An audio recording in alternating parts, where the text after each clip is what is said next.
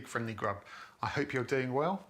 Today I've got a lovely quick recipe for you that, as I'm told, is a quintessential British classic. It is toad in the hole. Now, if you're not from Britain, you might be thinking, what on earth is toad in the hole? That sounds horrific. But the name actually derives from when the recipe first came about. Whoever made it thought it looked like the heads of toads poking out of the water.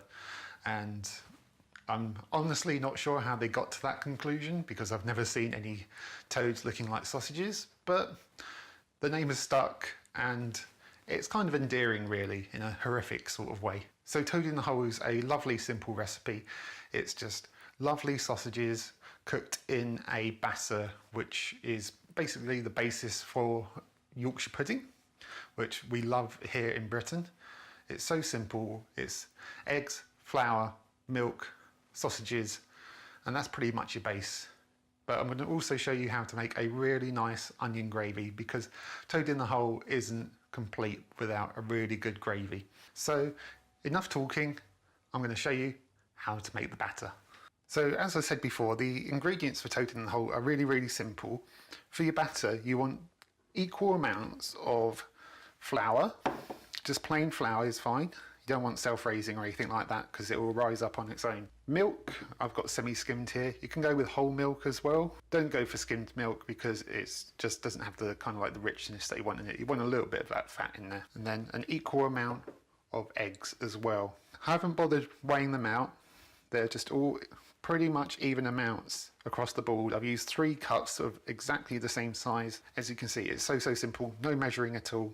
Just 3 cups. And in addition to your batter, you're also going to want some really nice sausages. So I've gone here for pork sausages with apple and black pudding because I love black pudding, it's amazing. Of course, if you wanted this to be a vegetarian recipe, you could replace these with really good veggie sausages, or if you want to mix it up, you could go for venison sausages, beef sausages, whatever you want. As long as you've got sausages in there, it's fine. If you don't have any sausages, you're just making Yorkshire pudding, which is also good. Of course, if you wanted to make this vegan, then you'd have to try and find not only a vegan alternative sausages, but an alternative to the eggs. I do have this egg replacer in the cupboard, which I've used a couple of times, but I honestly haven't tried it on toad in the hole, so I can't tell you what results you have. But there are alternatives out there, and maybe one day I'll give it a go with this and see how it turns out and let you guys know. But as it is today, I'm doing the traditional meaty version, so apologies to any vegetarians and vegans out there today. So to make the batter, you're going to need a mixing bowl. I've got my big boy mixing bowl out today. And the first thing you're going to want to do is to just pop your eggs in, just pop them in like that. And then just whisk them up until they're completely combined.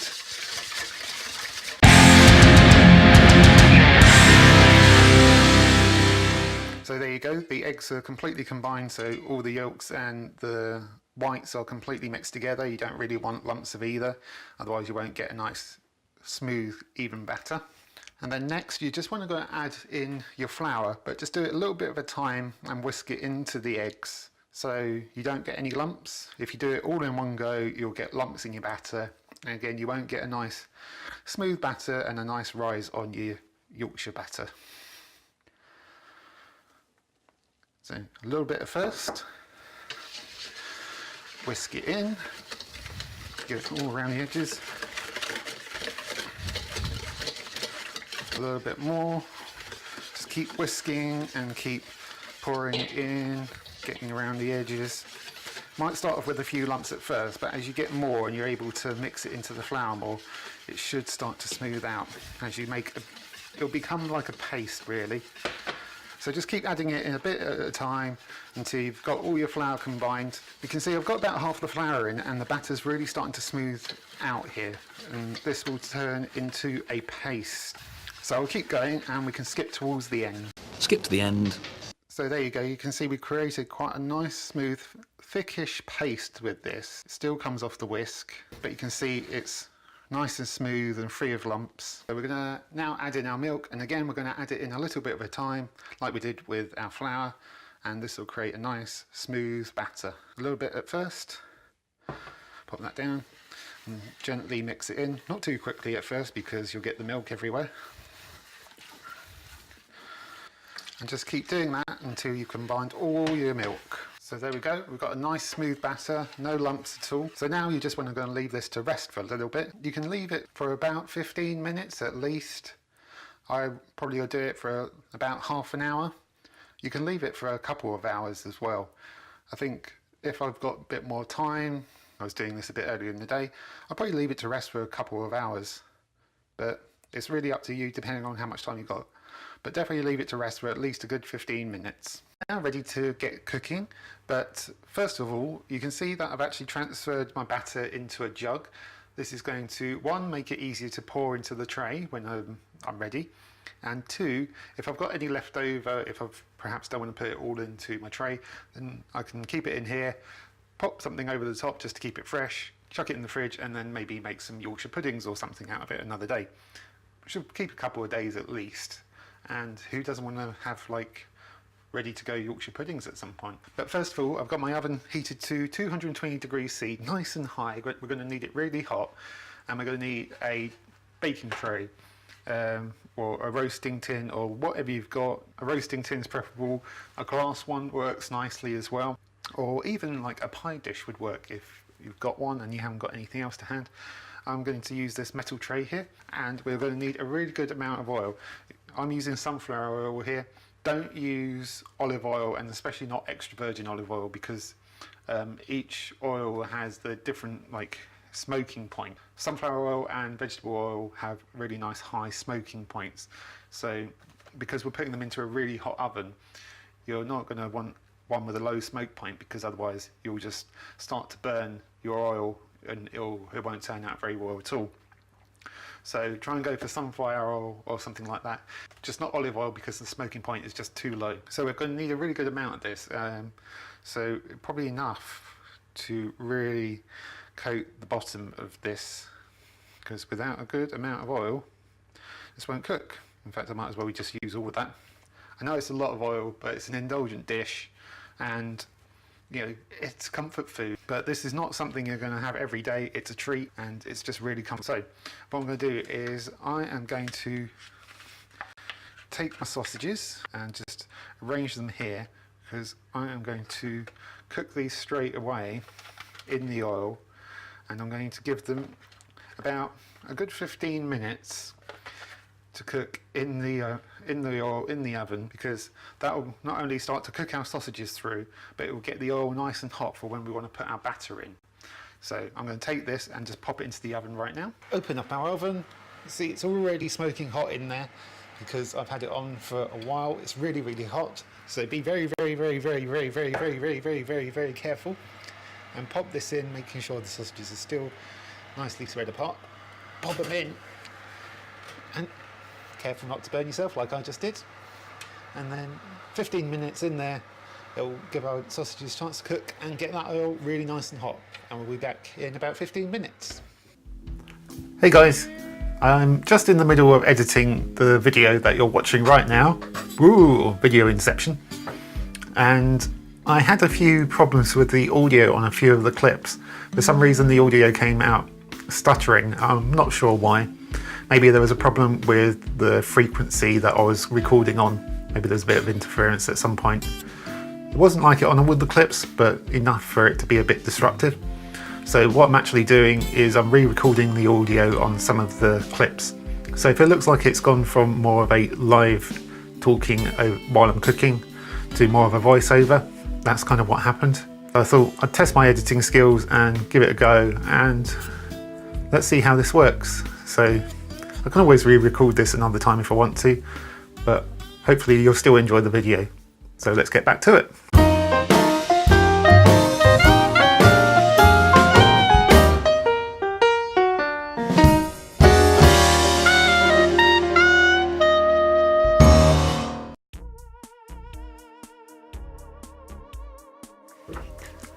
So I'm taking the sausages out of the oven, and you can see they've already browned nicely. We're going to want to be quick here while the oil is still really hot. We're going to pour our batter all around the sausages.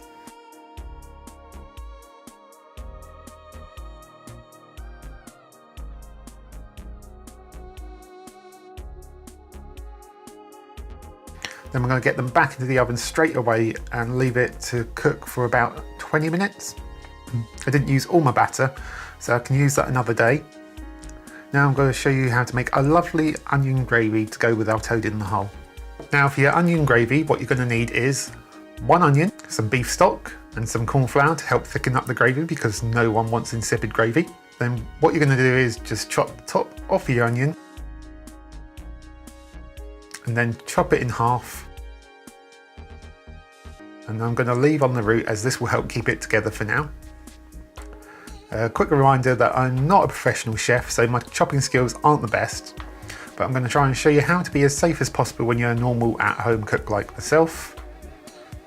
And what you want to do is just to keep your fingers out of the way, and then cut slices of your onion while moving your fingers out of the way as you chop.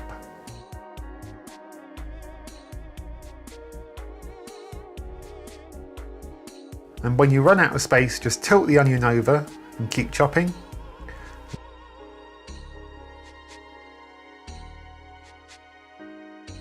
And then tilt one more time while still keeping your fingers out of the way. This claw-like stance will help keep your fingers out of the way, but still allow you to keep a steady grip on the onion.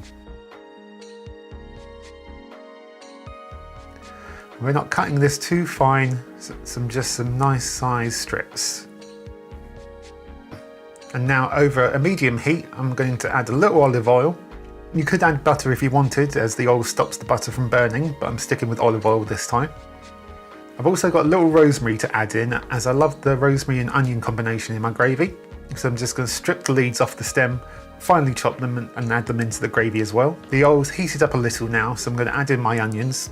The oil isn't hot yet, only warm, as we want to cook the onions slowly to release the natural sugars. We don't want to brown and char the onions, as that'll make them quite bitter, and we want them to be a bit sweeter. Now I've popped that up to a medium high heat now, as I'm still getting used to this hob, as I've only been in this flat a couple of months. Once you start to get a bit of a sizzle, start moving the onions around and don't keep them in the same place so they end up charring. I think onion gravy is pretty much the best gravy you can have with toad in the hole. You can have regular gravy, but it's just something about onion gravy that goes really well. You can also use red onions, which I actually prefer, but I went to my local supermarket and their red onions looked a bit sad, so I went with the regular brown ones, but I do prefer red onions when they're not looking a bit sad and pathetic. So you can see the onions are starting to soften now. The longer you cook the onions, the sweeter they'll get. They'll release the natural sugars and become soft, sticky and jammy. You probably want to cook them for about a good 10 minutes or so to release some of the sugars before we add in our rosemary and the beef stock. The onions have probably had a good 7 or 8 minutes now, so I'm going to chuck in the rosemary.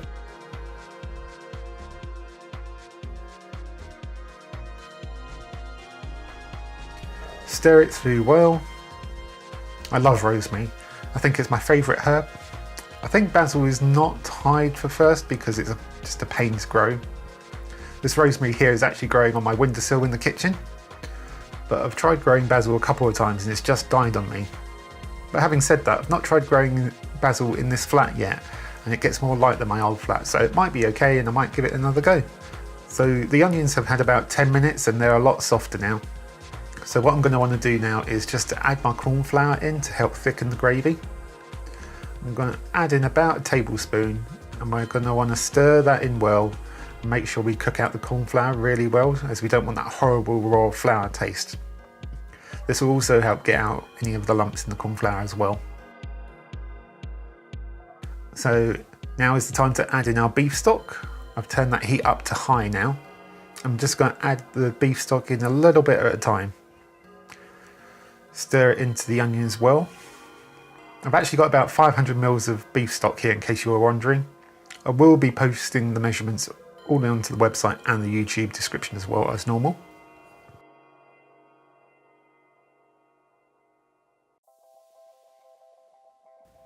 I'm going to add the last of my beef stock now and leave that to simmer down and thicken. I'm going to keep the jug out so I can pop the gravy back into it so I can pour it out nice and easily. I don't have a gravy boat at the moment because I'm just not that middle class yet. You can see how far it's reduced down from the mark on the pan. It probably needs about another minute at this stage.